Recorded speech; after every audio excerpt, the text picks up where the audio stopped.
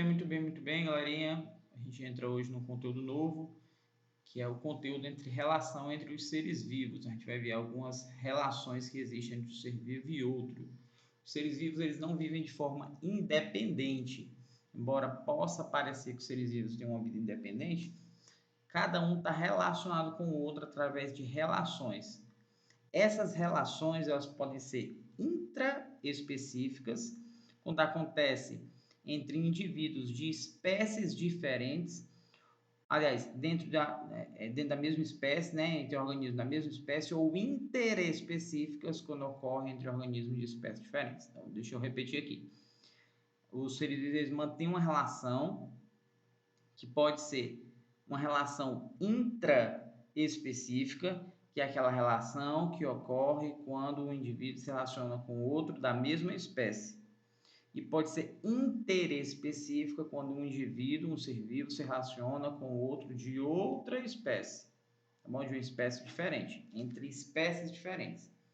E essas relações podem trazer benefício e podem trazer prejuízos.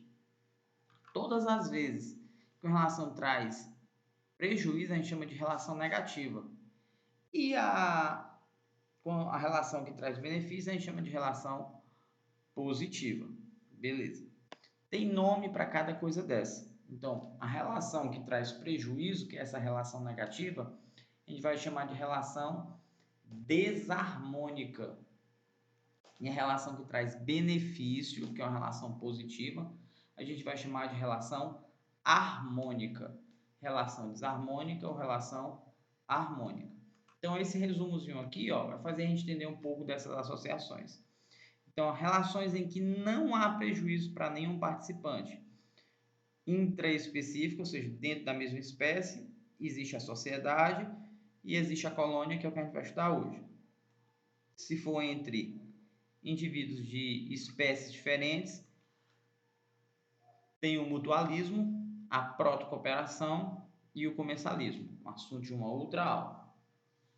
Se existir prejuízo entre as espécies dentro de uma relação entre espécies iguais, competição pode existir, e se for entre espécies diferentes, pode existir a competição, pode existir o predatismo, o parasitismo e o amensalismo. Então, nessa aula de hoje a gente vai estudar sociedades e colônias. Qual é a diferença entre uma sociedade e qual é a diferença entre uma colônia? Que semelhança existe entre um e o outro? Que diferença existe entre um e o outro? Então, vamos ver aqui, ó. Em alguns dos casos em que organismos vivem em grupo, né, em alguns desses casos os indivíduos são unidos de forma anatômica. Anatomicamente eles são iguais, tá bom? E a gente vai dizer que eles vão formar colônias. Então, quando os indivíduos são unidos anatomicamente, eles formam colônias. Quando os indivíduos são fisicamente separados, mas realizam divisão de trabalho e a cooperação entre os seus membros, a gente vai chamar isso de sociedade, tá bom? Então, sociedade, os indivíduos vivem até separados, mas cada um tem uma função para que tudo possa funcionar. A gente vai chamar isso de sociedade. Por exemplo, por que a gente chama a nossa relação de seres humanos de sociedade, não de colônia?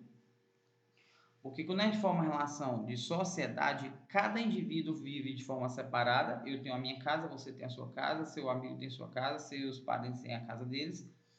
Porém, cada um tem uma função na sociedade para que tudo possa funcionar. Por isso que essa relação a gente vai chamar de sociedade, não de colônia. Porque na colônia não existe obrigatoriamente essa divisão de trabalho.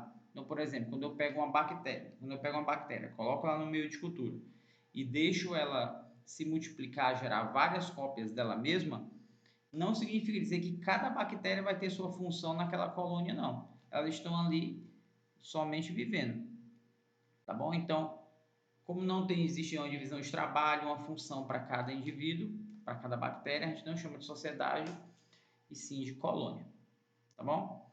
Vamos ver aqui alguns exemplos de sociedade. Sociedades tem como exemplo, pelo que está exposto aqui, né? Como primeiro exemplo, as abelhas. Então, várias espécies de abelhas formam sociedade. E por incrível que pareça, as abelhas formam sociedades que sejam altamente organizadas. Nelas, há grupos de indivíduos com características diferentes. Você vai ver que tem uma que é uma abelha relacionada por trabalho, outra por reprodução. O outro, que é o macho, ele reproduz e depois ele acaba morrendo. Então, esse fenômeno de que dentro da sociedade tem vários com características diferentes, a gente vai chamar de polimorfismo morfológico. Então, polimorfismo morfológico é quando dentro de uma sociedade existem vários indivíduos com características diferentes. E cada grupo diferente a gente vai chamar de casta. Então, quando uma sociedade, todos têm características diferentes, né? Existem vários grupos com características diferentes, a gente vai chamar de polimorfismo morfológico, e cada grupo diferente a gente vai chamar de casta. No exemplo das abelhas, o trabalho é feito pelas operárias, que são todas estéreis, tá bom? As operárias, elas são estéreis, são as únicas que possuem especialização para a colheita do pólen. Então, quando você vê uma abelhinha voando por aí, coletando pólen, essa é uma abelha operária. Ela é encarregada de colher esse néctar das flores, alimenta a larva e produz a cera. Então, ela serve só para trabalhar, tá bom? Na maioria das colmeias, há apenas uma fêmea fértil, que é a rainha, tá bom? Ela executa um voo nupcial, onde ela encontra o zangão, que é o macho, só que logo após o encontro com o zangão, o zangão morre, tá bom? Quando fecundados, os óvulos resultam em ovos, que vão dar origem a pequenas larvas femininas. Os óvulos que não foram fecundados, a abelha tem a capacidade de fecundar esses óvulos sem a ajuda de um zangão, tá bom?